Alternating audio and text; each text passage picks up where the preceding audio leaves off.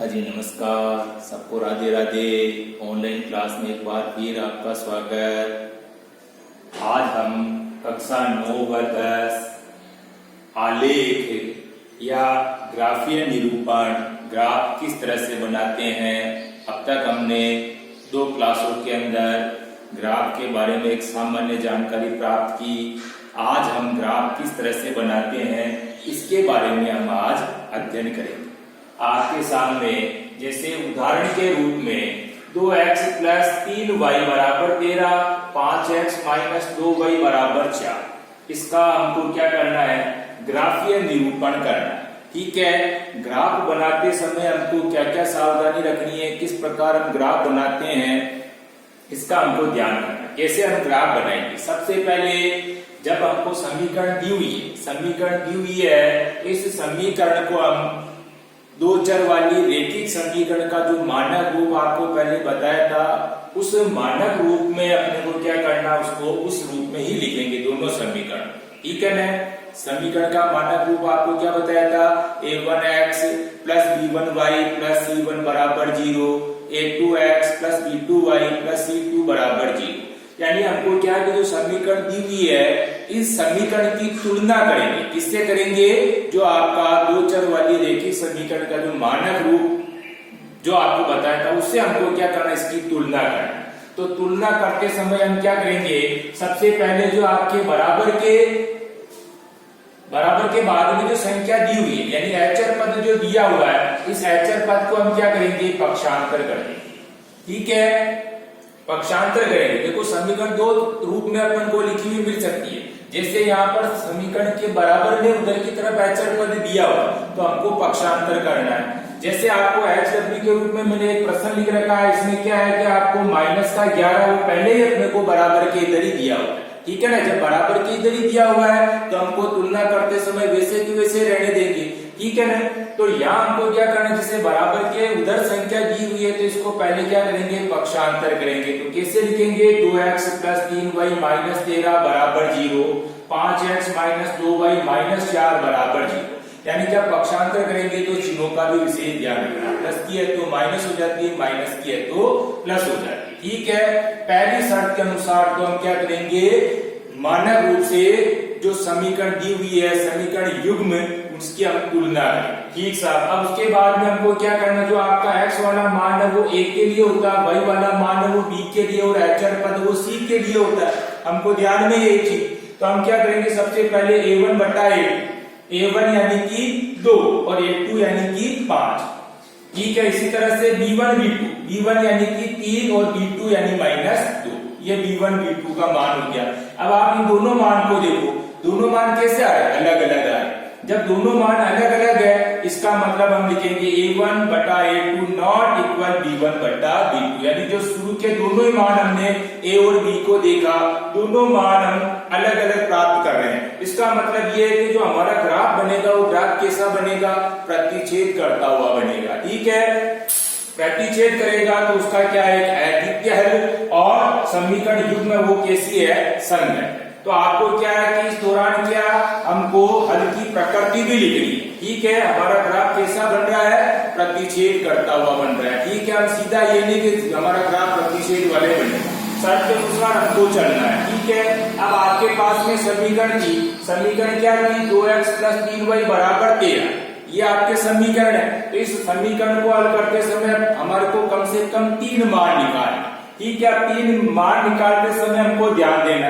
अभी हमारे पास में देखो पहली समीकरण 2x प्लस 3y बराबर 13। तो हमको यहाँ पर देखो दोनों में x और y के साथ में मान दिया हुआ, लेकिन दोनों कैसी है, प्लस की है। तो होती कोशिश, इसी समीकरण जब दी हुई होती है तो होती कोशिश हमको क्या करना, जो प्लस में बड़ी संख्या उसका पक्षांतर करना। ठीक है ना, जैसे 2x प्लस 3y है तो 3y, 2x में से 3y क्या, इससे थोड़ी बड़ी है, 3 बड़ी है ना, इसलिए हम क्या करेंगे, इसका पक्षांतर कर देंगे। वैसे हम पक्षांतर अपनी मर्जी किसी का भी कर सकते हैं। 2x का करेंगे तो भी कोई दिक्कत नहीं, और 3y का करेंगे तो भी कोई दिक्कत नहीं। ठीक है। लेकिन होती कोशिश जब दोनों प्लस की है, दोनों के साथ में हमको संख्या दी हुई है, तो हमको क्या होती कोशिश क्या है कि बड़ी वाली का पक्षांतर करना। तो कैसे लिखेंगे हम, ये 2x तो ऐसे के ऐसे, 13 ऐसे के ऐसे, पक्षांतर करने वाले को बाद में लिखा जाता है, ठीक है। ये प्लस की है तो जैसे पक्षांतर करेंगे तो क्या हो गया, ये माइनस के 3 वही हो गया, ठीक है। अब x का मान ज्ञात करना, तो ये 2 क्या होंगे, नीचे चले जाएंगे, तो कैसे लिखेंगे, 13 माइनस 3y बटेगे 2। अब अपने को मान इस y की जगह लिखना, मान ऐसे लेना है कि भाग चला जाए 2 का, ठीक है। कैसे, जैसे हमने संख्या दी हुई 13 माइनस 3y बटेगे 2, x का मान ज्ञात करना, तो हमको मान इस y की जगह लिखना है। y की जगह जैसे मान रखेंगे 13 माइनस 3 इंटू, देखो इनके बीच में कोई चिन्ह नहीं है तो गुना का निशान है। जैसे हमने मान रखा था 1, मान हमेशा होती कोशिश बचना है बड़े मानों से। सबसे पहले हम रखेंगे 0, फिर 1, फिर 2, फिर 3, फिर 4, फिर 5, यानी प्लस में 5 तक। इसी तरह से माइनस में भी -1, -2, -3, -4 और -5 होती कोशिश पहले ये मान रखेंगे। अगर बाई चांस इसमें नहीं बैठता तो फिर अपने को 6, 7, 8 इस तरह से आगे बढ़ना, पर बचना अपने को पहले बड़ी मान से, होती कोशिश छोटे मान रखेंगे, ठीक है। तो y की जगह हमने मान क्या रखा, 1 रखा, तो ये 1 यहाँ रख गया, और बटेगे 2 की जगह 2, वापस 13 की जगह 13 माइनस 3 एकम 3 बटेगे 2, 13 में से 3 गया तो कितना आया, 10 बटेगे 2, ये 2 एकम 2, ये 2 बन जाए 10। तो x का मान क्या आ गया हमारे पास में, 5 आ गया, यानी मान क्या रखा हमने, 1 रखा, तो उत्तर क्या आया, 5 आ गया। इसी तरह से हम y की जगह मान रखेंगे 3, यानी 3 या 9, 13 में से 9 निकल गए तो कितने बचे, 4, 4 में 2 का भाग, 2 दूनी 4, तो अपना x का मान क्या आ गया, 2 आ गया। इसी तरह से y की जगह मान रखेंगे 5, तो 5 दिए 15, माइनस के 15 हो गए, -15 में से 13 निकल गए तो माइनस के 2 बच गए, और -2 में हम 2 का भाग लगाएंगे तो वापस कितना आएगा, -1 आ जाएगा। इस तरह से हमको क्या करना, कम से कम 3 मान लेने, ठीक है। अब इसी तरह से दूसरी समीकरण क्या आ रही है, 5x minus 2y, 5x minus 2y बराबर 4, ठीक है, ये दूसरी समीकरण। तो 5x माइनस 2y बराबर 4। अब यहाँ हमको क्या ध्यान रखना है, यहाँ दोनों के साथ में संख्या आ रही है, लेकिन अपने को यहाँ ध्यान ये रखना है कि प्लस माइनस आ रहा है। यहाँ तो क्या थी, अपने दोनों ही प्लस प्लस की थी, तो प्लस प्लस की हुए जब तो होती कोशिश क्या करना, संख्या होनी चाहिए दोनों, लेकिन इसमें क्या है कि अपने को बड़ी वाली का पक्षांतर किया। यहाँ क्या है, संख्या हमें दोनों के साथ में जुड़ी हुई है, लेकिन 1 प्लस और 1 माइनस है, तो इस दौरान हमको क्या करना, होती कोशिश माइनस वाली का पक्षांतर करना। किसका पक्षांतर करेंगे, माइनस वाली का। तो 5x बराबर 4 ऐसे कैसे, ये उधर गया तो क्या हो गया, प्लस के 2 वही हो गए, ठीक है। x का मान ज्ञात करना, तो ये 5 क्या होंगे, नीचे चले जाएंगे, तो 4 प्लस 2y बटेगे 5। मान अपने को वापस y की जगह रखना है, मान ऐसा रखना है कि 5 का भाग भी जाना चाहिए, ठीक है। अब हमको 3 मान लेने हैं, तो वापस हमने क्या किया, इस y की जगह 3 मान क्या रखा, हमने 3 रखा, तो 3 दूनी 6 हो गया, 6 में 4 जोड़े 10, 10 में 5 का भाग लगाया, कितना आया, 2 आ गया, ये 2 हम यहाँ लिखेंगे। फिर इसके बाद में हमने मान लिया माइनस के 2 लिया, तो माइनस के 2 दूनी 4, माइनस के 4 और प्लस के 4 बराबर 0, 5 का भाग 0 में लगाएंगे तो भी क्या आएगा, 0। फिर इसी तरह से हमने मान 1, 2, 3, 4, 5, 6 इस तरह से रखा, लेकिन मान यहाँ नहीं बैठा तो हमने क्या किया, फिर 8 लिया। जैसे 8 लेने पर कितना हो गया, 8 दूनी 16, 16 में 4 जोड़े तो 20, 20 में हमने 5 का भाग लगाया, कितने आए, 5 जोड़ 20। तो इस तरह से हमने क्या किया, दोनों समीकरण में ऐसे कम से कम हमने 3 मान ले लिया। अब हमको ग्राफ बनाना है, तो ग्राफ कैसे बनाएंगे, सबसे पहले हमको क्या करना है, 2 लाइनें खींचनी है, एक तो क्षैतिज और एक ऊर्ध्वाधर। इस क्षैतिज वाली लाइन पे अपने को नाम भी लिखना, x डेश, और ऊर्ध्वाधर पर y डेश, ठीक है। ग्राफ बनाते समय पहली शर्त ये। उसके बाद हमको क्या करना, प्रत्येक डिब्बे के ऊपर, प्रत्येक डिब्बे पर हमको क्या करना, जैसे 1, 2, 3, 4, 5, इसी तरह से माइनस 1, 2, 3, 4, इसी तरह से प्लस में 1, 2, 3, 4 ऊपर की तरफ, और माइनस में 1, 2, 3, 4 नीचे की तरफ लिखेंगे, ठीक है। हमको पहले यहाँ दोनों जो मान लिए सारणी में, तो मान लेते समय हम पहले देख लेते हैं कि x में सबसे बड़ी क्या आ रही है, y में सबसे बड़ी क्या आ रही है, प्लस में। इसी तरह से x में माइनस में सबसे बड़ी क्या आ रही है, और y में माइनस में सबसे बड़ी क्या आ रही है। इस तरह से देख करके हम क्या करेंगे, ये डिब्बों पर अंक लिख देंगे, लिखने के बाद में हमको क्या करना है, पहले सारणी वाले मान को रखेंगे। सबसे पहले x देखते हैं, फिर उसके बाद y देखते हैं। तो x पर कितना आ रहा 5, तो x पर 5 और 5 पर कितना आ रहा y पर 1, यानी अपने को x पर तो 5 देखा और y पर कितना 1, ये अपना पहला बिंदु लग गया। ठीक है, फिर इसी तरह से x पर 2 y पर 3, तो ये x पर तो 2 और y पर 1, ये दूसरा मान लगा देंगे। फिर इसी तरह से x पर -1 और y पर 5 है, तो -1 पर 5। ठीक है, ये तीसरा बिंदु लग जाएगा। ये जैसे 3 बिंदु लगे और इनको क्या करेंगे, हम मिला देंगे। जैसे हम मिलाएंगे तो हमारे पास में एक सरल रेखा प्राप्त होती है। ठीक है, अगर लाइन टेढ़ी मेढ़ी है, इसका मतलब हमने जो मान रखा वो गलत है। लाइन एकदम सरल, बिल्कुल एक सरल रेखा के रूप में, इसका मतलब हमारे जो 3 मान है वो बिल्कुल राइट। ठीक है, तो यहाँ एक पूरी लाइन जब खींचेंगे पूरी एक सरल रेखा के रूप में आए।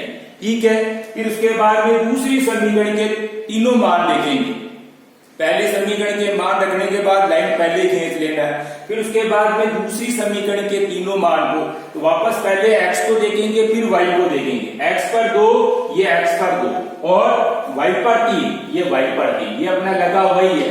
ठीक है, फिर इसके बाद में 0 पर -2, तो ये 0 पर -2 नीचे, फिर इसी तरह से 4 पर 8, प्लस में 4 और इसके ऊपर ये 8। ठीक है, लगाने के बाद हमको क्या करना है, इन तीनों बिंदुओं को हम मिला देंगे। मिलाने पर यहाँ भी हमको एक सरल रेखा प्राप्त होगी। जिस जगह ये प्रतिच्छेद कर रहा है, ये प्रतिच्छेद बिंदु को वापस क्या हमको इस तरह से डॉट से मिला देना। ठीक है, तो x पर तो क्या है 2 पर कटा और y पर ये कहां कटा 3 पर कटा, तो हमारा आंसर प्रतिच्छेद बिंदु क्या हो जाएगा, यानी x बराबर 2 और y बराबर 3। ठीक है, इसी के साथ में जब हम ग्राफ बनाते हैं तो हमको पैमाने का भी ध्यान रखना है। ठीक है, पैमाना यानी जितना अंतर है इनके बीच में हम अंतर कितना देख रहे हैं, इधर भी 1 1 का, इधर भी 1 1 का, इधर भी 1 1 का, इधर भी 1 1 का, यानी जितना अंतर है वो इसका पैमाना, यानी दोनों अक्षों पर 1 से भी बराबर 1 1 का। क्या लिखेंगे, दोनों अक्षों पर, दोनों अक्ष का मतलब x डेश और y डेश, इन दोनों अक्षों पर 1 सेंटीमीटर, यानी जो हमारा डिब्बा है वो 1 1 सेंटीमीटर का, और 1 1 सेंटीमीटर पर हमने क्या लिया, 1 एकक लिया। 1 एकक यानी यहाँ पर मान।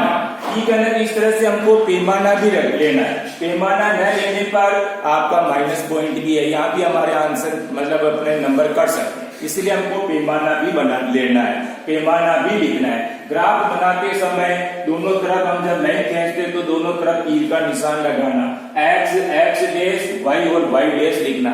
जब हम दोनों लाइनें इस तरह से खींच देते हैं तो हमको ये भी ध्यान रखना है कि लाइन खींचने के बाद में दोनों तरफ हमको तीर का निशान भी लगाना है। ठीक है, ये भी एक माइनस पॉइंट अगर नहीं लगाते हैं तो यहाँ भी हमारे नंबर कटने के चांस रहते हैं, इसलिए हमको थोड़ा ग्राफ बनाते समय सावधानी रखनी है। और दूसरा काम यह है कि जब ग्राफ बनाते हैं तो टोटल सारा काम हमको पेंसिल से करना, पेन का काम नहीं है यहाँ पर। ठीक है, तो ग्राफ पेपर पर सारा काम हम किससे करेंगे, पेंसिल से करेंगे, इसलिए ध्यान रखना। अपने को 6 नंबर का आता है ये पेपर में, तो अपने को पूरी सावधानी के साथ में इस प्रश्न को हल करना है। ठीक है, हल करते समय हम जो बातें बताई है उन बातों का अच्छी तरह से पालन करना है। ठीक है, धन्यवाद। और भी कोई चीज समझ में नहीं आए तो वापस अगली क्लास में हमको पूछना है। और HW के रूप में आज आपको क्या करना है, 3x + 2y - 11 बराबर 0, 2x - 3y + 10 बराबर 0, इसका भी हमको क्या करना, आलेख बनाना। ठीक है, आपको इसमें क्या है कि देखो बराबर के पहले लिखी हुई है, एचर पद क्या है, बराबर के पहले ही, तो यहाँ तक तो कोई बात नहीं है। लेकिन जब आप समीकरण के इस तरह से मान निकालते हैं तो उस दौरान क्या करना है, इसका पक्षांतर करना। ठीक है, हल करते समय हमको इसी तरीके से ही हल करना। ठीक है, धन्यवाद, राधे।